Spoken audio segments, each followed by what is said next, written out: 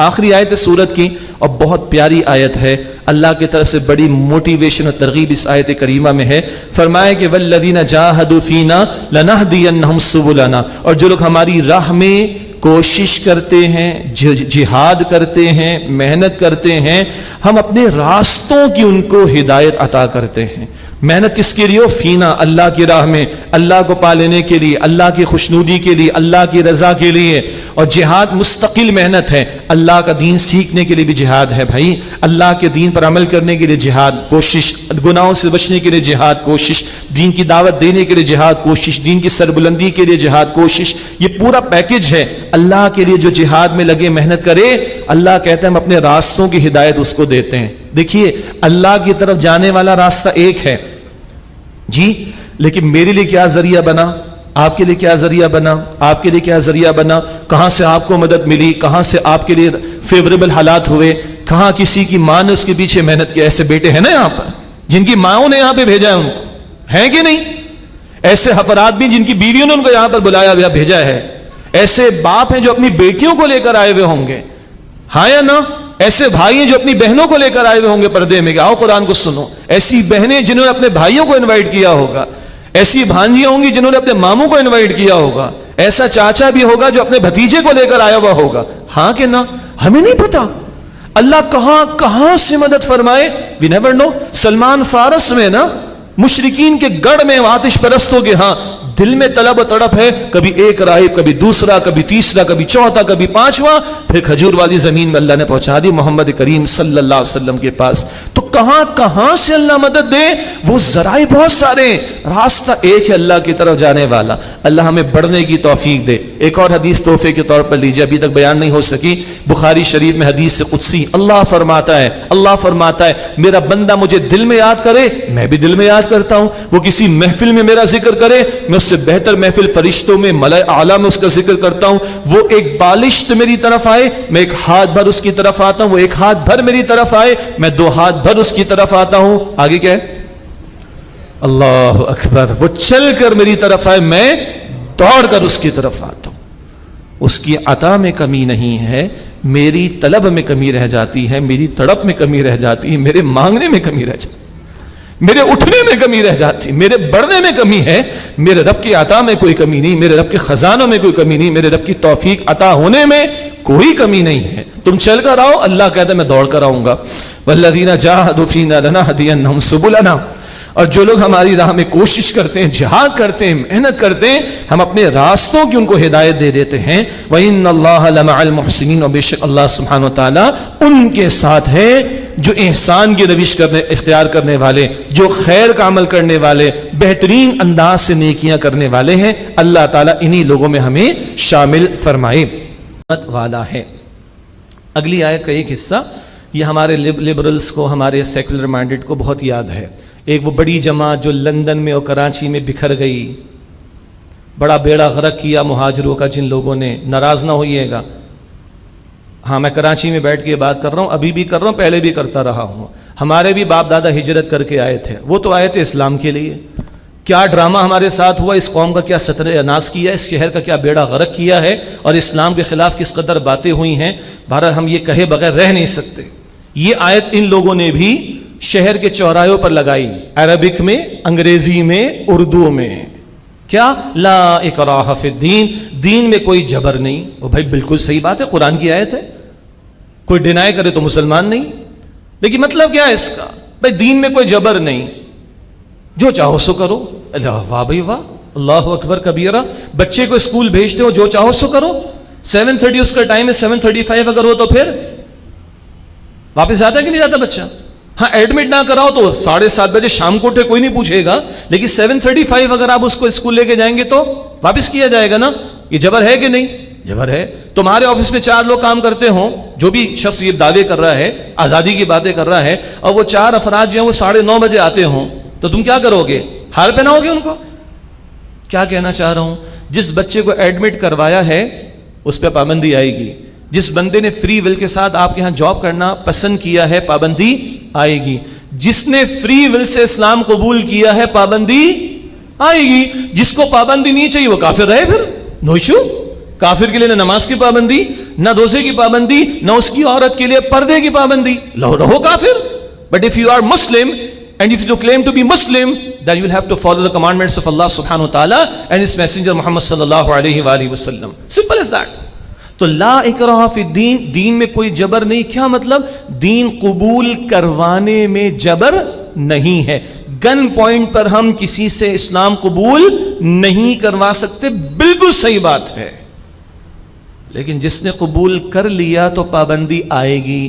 ابو داؤد شریف کی روایت، بچہ 7 سال کا ہو جائے تو نماز کی تلقین کرو، 10 کا ہو جائے تو سختی کرو. مراد پابند ہو جائے جبکہ وہ بالغ ہو تو نماز کا پابند ہو چکا ہو. اسکول میں بھی پابندی، ٹریفک سگنل پر بھی پابندی، جناب آفس میں بھی پابندی، ایئرپورٹس پر بھی پابندی، ادھر بھی پابندی، ادھر پابندی تو ہر جگہ ہے.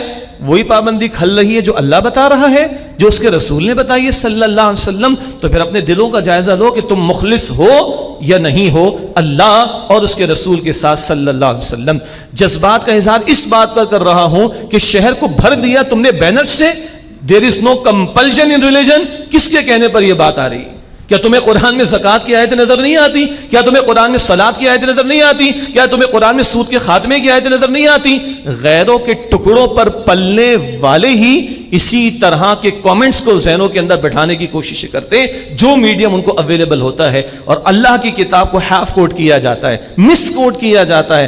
افتؤمنون ببعض الکتاب وتکفرون ببعض. کتاب کا ایک حصہ لے تو ایک حصہ نہیں لے تو. یاد آ گئی آیت البقرہ آیت نمبر 85 میں ذکر آ چکا ہے. اب یہ تفصیلات میں کیوں بیان کر رہا ہوں؟ بھائی ہمارے ینگسٹرز بیٹھے ہیں، بڑے بھی ہیں، خاص طور پر ہماری یوتھ. بھائی تم نے جواب دینا ہے. یہ تمہارا ہمارا دین ہے جو اللہ نے عطا فرمایا. کوئی ہمارے دین کے ساتھ کھیل تماشا کریں، برداشت کر لیں. یہاں لوگ اپنے لیڈر کی شان میں گستاخی برداشت نہیں کرتے. کراچی کو آگ لگائی تھی نہیں لگائی تھی؟ یاد ہے؟ ایک سیاستدان نے دوسرے کی شان میں پھلجھڑیاں پیش کر دی، پوری کراچی کو جلا دیا گیا. اس قدر غیرت ہے اپنے لیڈروں کے لیے، تو اللہ کے لیے کتنی غیرت ہے ہمارے اندر؟ اللہ کے رسول کے لیے کتنی غیرت ہے ہمارے اندر؟ اللہ کی کتاب کے لیے کتنی غیرت ہے ہمارے اندر؟ اللہ کے دین کے لیے کتنی غیرت ہے ہمارے اندر؟ وہ شیخ احمد دیدار مرحوم تیسری دفعہ ان کا ذکر آ گیا. وہ جاب کرتے تھے ساؤتھ افریقہ کے اندر، اور کرسچنز آ کر ان کے سامنے جو ہے وہ اللہ کے بارے میں، رسول اللہ علیہ السلام کے بارے میں، قرآن کے بارے میں غلط غلط باتیں کہتے تھے. کہا میرا خون کھول گیا، میں کیسا مسلمان ہوں، کیسی میری محبت ہے اللہ اور اس کے رسول کے ساتھ، میں برداشت کروں سارا کچھ. پھر سارا بائبل کا ایک ایک ورژن یاد کیا ہے اور ساری دنیا کو چیلنج دیا ہے. اور پوپ جان پال جیسے لوگوں نے بھی مناظرہ کرنے سے انکار کر دیا تھا شیخ احمد دیدار مرحوم سے. اللہ یہ غیرت دینی ہمیں عطا فرمائے. لوگوں میں غیرت ہے اپنی سیاست کے لیے، لوگوں میں غیرت ہے اپنے سیاسی لیڈروں کے لیے، لوگوں میں غیرت ہے اپنے سو کالڈ انسانی حقوق کے لیے. تو ہم کہیں کہ ہمارے اندر غیرت ہونی چاہیے اللہ کے لیے، ہمارے اندر غیرت ہونی چاہیے اللہ کے رسول کے لیے، ہمارے اندر غیرت ہونی چاہیے اللہ کے دین کے لیے. یہ کنفیوژنز ہیں جو آج بھرا ہوا میڈیا پر سارا معاملہ، ان کے تعلق سے بہرحال جب موقع ملے گا ہم آپ کے سامنے درد دل رکھیں گے اس اخلاص کے ساتھ کہ ہم نے دین پر قائم رہنا ہے اور اس دین کی بات کو پیش کرنا ہے اور ڈنکے کی چوٹ پر پیش کرنا ہے. لوگوں کو باطل پیش کرنے میں شرم نہیں آ رہی تو ایمان والوں کو حق پیش کرنے میں کاہے کی شرم محسوس ہو. لا اکراہ فی الدین، دین میں کوئی جبر نہیں. قد تبین الرشد من الغی، یقیناً ہدایت سے گمراہی جدا ہو گئی. بات اللہ نے واضح کر دی. ہاں من قرآن سے روکنے کے لیے کوشاں رہتے ہیں. فرمایا وقال الذین کفروا لا تسمعوا لهذا القرآن، اور جن لوگوں نے کفر کیا انہوں نے کہا اس قرآن کو تو سنو ہی نہ، والغوا فیہ، اور اس کے سننے میں شور مچاؤ، لعلکم تغلبون، تاکہ تم غالب آ سکو. کیا کہتے مشرکین ایک دوسرے کو؟ سننا مت قرآن کو. ان کو سمجھ تو آ گئی تھی. جس سے قرآن سن لیا اور مان لیا تو بلال کو دیکھو، بلال جان دینے کو تیار، تپتی ریت پر لیٹنے کو تیار، سینے پہ بھاری پتھر رکھنے کو تیار، رکھوانے کو تیار، خون کی الٹی بہ جائے اس پر تیار، کلمہ چھوڑنے کو تیار نہیں. رضی اللہ تعالیٰ عنہ سیدنا بلال. خباب کو دیکھو دہکتے، اللہ اکبر کتنا آسان ہے، میں آپ کے سامنے بیان کر رہا ہوں. ہاں خباب کو دیکھو دہکتے، انگاروں پر لیٹنا اس کے لیے تیار، جان دینے کو تیار، جسم جلتا ہے تو جلانے کو تیار، جلوا دینے کو تیار، کھال جلت کر سیاہ ہوتی ہے تو تیار، مگر خباب جو ہے وہ کلمہ چھوڑنے کو تیار نہیں. مصعب کو دیکھو، اس زمانے کو نوجوان، 200-300 درہم کا جس کا جوڑا شام و عراق سے آتا، خوشبو لگاتا، سارے مکے والوں کو پتا چلتا مصعب کا گزیر ہوا، اور جب ایمان لایا تو گھر والوں نے برہنہ کر کے نکال دیا، نکلنا گوارا کر لیا اس نے. اور محمد صلی اللہ علیہ وسلم کی دعوت کو نہیں چھوڑا. یہ مشرکین آبزرو کر رہے تھے اور یہ تھا کردار ان صحابہ کرام کا جس نے ان کو دنگ کر کے رکھ دیا ہے. مت سنو قرآن، ارے قرآن سنو گے اثر ہو جائے گا، ان جیسے ہو جاؤ گے. اور نمبر 2، سننے مت دو. قرآن کے سننے میں شور پیدا کرو، روکو لوگوں کو قرآن سے. لعلکم تغلبون، تاکہ تم غالب آؤ. اس زمانے کا مشرک مانتا تھا کہ قرآن اگر کسی کے دل میں اتر گیا تو کیا سے کیا ہو جاتا ہے. آج مسلمان کا اتنا ایمان ہے کہ قرآن میرے دل میں اتر گیا تو کیا سے کیا نہیں ہو جائے گا. مشرک مانتا ہے اس قرآن سے انقلاب آ جاتا ہے کسی میں. آج مسلمان تسلیم کر رہا ہے اس بات کو. یہاں بیٹھنے والے ساتھیوں کو اللہ ہم سب کو قبول فرمائے. ہم بھی کمزور ہیں، اللہ ہمیں قوت عطا کرے. لیکن کیا آج بحیثیت مجموعی قرآن کے بارے میں یہ عقیدہ ہے مسلمانوں کا کہ یہ قدر کی رات میں نازل کی جانے والی کتاب یہ تقدیروں کو بدل دینے والا کلام ہے؟ 1 اور 2، کس طرح باہر سے جو ہے وہ فنڈنگ آتی ہے، ان کے نصاب میں یہ شامل کروا دو، یہ شامل کروا دو، یہ شامل کروا دو. خبردار قرآن شامل نہ ہو، کھرچ کے نکلوا دو. 16 سال کی طرح تعلیم میں کتنا قرآن ہے ہمارے پاس؟ کتنا قرآن؟ الف بے نہیں آتی. بہترین دنیا کی ایجوکیشن لیجیے، الف بے، دنیا قرآن کی الف بے نہیں آتی ہے نا. مقام افسوس. اور فنڈنگ جہاں سے آ رہی ہے بیٹھے ہوتے ہیں ان کے بڑے ہائی اپس فنڈنگ ایجنسیز بیٹھی ہوتی ہیں، جو زیادہ پیسے دیتے ہیں ہمارے اوپر والے ان کی بات مان کے ان کا سلیبس ڈالتے ہیں، ان کی خواہشات کے مطابق سلیبس میں تبدیلیاں کر دیتے ہیں. اس سے آگے کی بھی باتیں تفصیل کا زیادہ موقع نہیں ہے، لیکن قرآن سے روکنے کی کوششیں تو نہیں ہو رہی، قرآن سے دور. اور اللہ کیا چاہتا ہے؟ فجر قرآن، ظہر قرآن، عصر قرآن، مغرب قرآن، عشاء قرآن. ہاں یس اور نو؟ پورے رمضان میں قرآن قرآن قرآن قرآن. مجموعی بات کر رہا ہوں. اور اگر پتہ ہی نہیں قرآن میں کیا لکھا ہے تو کہاں کھڑے ہم لوگ؟ خدا را غور کریں، خدا را ہم غور کریں. اللہ کافروں کی اور دین دشمنوں کی سازشوں سے ہمیں بتائے اور ہمیں قرآن سے مزید قرب عطا فرمائے، اس سے جڑنے کی توفیق عطا فرمائے اور ہمیں اور قرآن سے جو ہے وہ محبت عطا فرمائے، سیکھنے کی، سمجھنے کی، عمل کرنے کی توفیق عطا فرمائے. انسان پر ایک حقیقت کا انکشاف ہوا کہ یہ بات حق ہے، فوراً تسلیم کرے. کسی مصلحت کی وجہ سے، کسی بزدلی کی وجہ سے، کسی لالچ کی وجہ سے، کسی اپنی سیادت یا قیادت کی وجہ سے کیسے مان لوں؟ لوگ کہیں گے کہ یہ نیچے ہو گیا، وہ اونچا ہو گیا جس کی بات مانی. کسی وجہ سے رک گئے تو اللہ تعالی اندر سے وہ جو استعداد ہے حق کو پہچاننے کی وہ سلب کر لیتے. وَنُقَلِّبُ أَفْئِدَتَهُمْ وَأَبْصَارَهُمْ، ہم الٹ دیں گے ان کے دلوں کو بھی اور ان کی آنکھوں کو بھی.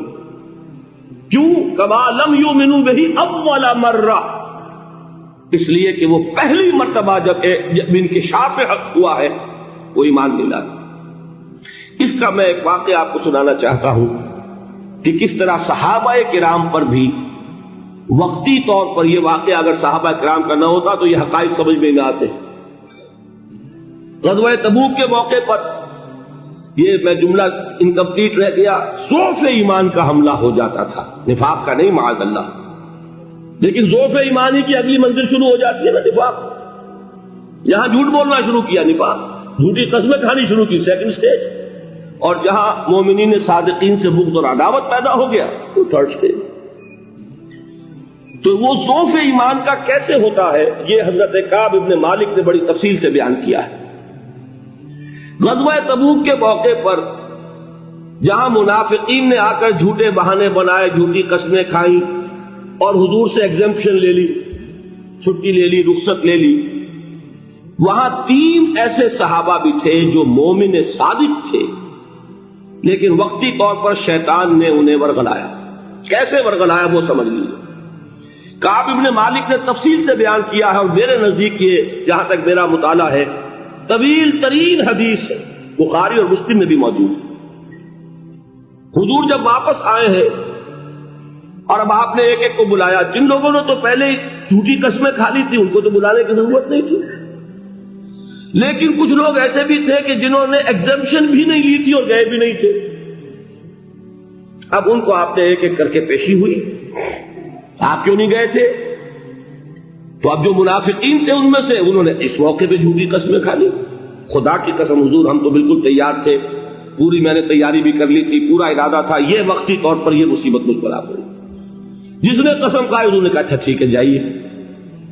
کعب ابن مالک کی باری آئی تو ان کے الفاظ اپنے یہ کہ جب میں پیش ہوا تو حضور کے چہرے مبارک پر ایک غصے والی مسکراہٹ تھی، زہر خند کہتے ہیں، ایک مسکراہٹ ہے لیکن غصے کے ساتھ، غضبناک۔ آپ فرمائیے آپ کیوں نہیں گئے؟ حضرت کعب یہ فرماتے ہیں کہ میں نے عرض کیا کہ حضور زبان میرے پاس بھی ہے، جھوٹ میں بھی بول سکتا ہوں، لیکن جھوٹ بول کر میں اس وقت آپ کی ناراضگی سے تو بچ جاؤں گا لیکن اللہ کے پکڑ سے نہیں بچ سکوں گا۔ میں اعتراف کرتا ہوں کہ جتنا صحت مند میں اس زمانے میں تھا کبھی نہیں تھا، جتنا فارغ البال اس وقت تھا کہ میرے پاس ساز و سامان موجود تھا راستے کے لیے، اتنا میں کبھی نہیں تھا۔ لیکن ہوا کیا؟ ہوا یہ کہ مجھے میرے نفس نے، شیطان نے پٹی پڑھائی۔ وہ پٹی کیا پڑھائی کہ حضور تو 30,000 کے لشکر کے ساتھ چلیں گے تو لشکر تو سلولی موو کرے گا نا، تمہارے پاس بڑی تکڑی، بڑی توانا صحت مند اونٹنی ہے، تم ذرا 2 دن بعد چلنا تیزی کے ساتھ اور حضور سے مل جانا، بس یہ تاخیر کار بات۔ تو انہیں خیال آیا کہ ابھی 2 دن گھر کی ٹھنڈی چھاؤں ہے، میں یہاں پہ جو آرام ہے وہ کر لوں۔ مجھے جگر کا شعر یاد آیا ہے کہ تپتی راہیں مجھ کو پکارے، دامن پکڑے چھاؤں گھنیری۔ ایک طرف فرض کی پکار ہے، اس میں تو ظاہر بات ہے کہ وہ تپتی راہیں ہیں، لا تنفروا فی الحر سنا چکا ہوا ہے۔ یہاں گھر میں نخلستان میں کھجوروں کی چھاؤں میں اہل و عیال میں یہ ٹھنڈی چھاؤں جو ہے یہ پکڑ رہی ہے، بھائی 2 دن ٹھہر کے چلے جانا، ٹھیک ہے، کوئی نیت میں خرابی نہیں نا۔ اس کے بعد پھر جب ابھی 2 دن اور ٹھہر جاؤ، یہ تو بڑا لمبا سفر ہے، ذرا تیز اور دوڑ لینا۔ تو فرماتے ہیں کہ حضور میں اسی طریقے سے تاخیر و تعویق میں پڑا رہا، یہاں تک کہ ایک روز اچانک مجھ پر یہ چیز منکشف ہوئی کہ تو میں چاہے کتنا بھی تیز چل لوں میں آپ سے نہیں مل سکتا، میرے اعصاب ڈھیلے ہو گئے، اس طرح میں محروم رہ گیا۔ حضور نے بائیکاٹ کا حکم دیا صحابہ کو، 3 صحابہ تھے ایسے، 2 اور تھے جنہوں نے اسی طریقے سے اعتراف کیا۔ حضور نے حکم دے دیا کوئی ان سے گفتگو نہ کرے، سوشل بائیکاٹ۔ بڑی سخت سزا تھی جو دی گئی ہے، اس کی بڑی تفاصیل ہے، اللہ تعالیٰ شوق دے تو وہ حدیث پوری پڑھی ہے، میں نے تو 2 جمعوں میں ایک مرتبہ صرف اس ایک حدیث کو بیان کیا تھا، شاید کئی کیسٹس ہوں میرے ہاں، ہمارے نمبر کوئی مجھے یاد نہیں ہے، لیکن یہ بڑی عجیب حدیث ہے۔ لیکن اس میں جو اصل سبق ہے وہ کیا ہے؟ اس طریقے سے شیطان لے تو لال، تاخیر، تعویق، ابھی کیا جلدی ہے، ذرا اس کام سے فارغ ہو لو، ذرا پھر تلافی کر لینا، ذرا زیادہ زور سے کام کر لینا، یہ وہ چیز ہے کہ جو وہ تو خیر صحابی تھے بچ گئے، اگر وہاں جھوٹی قسم بھی کھا دیتے تو گئے تھے۔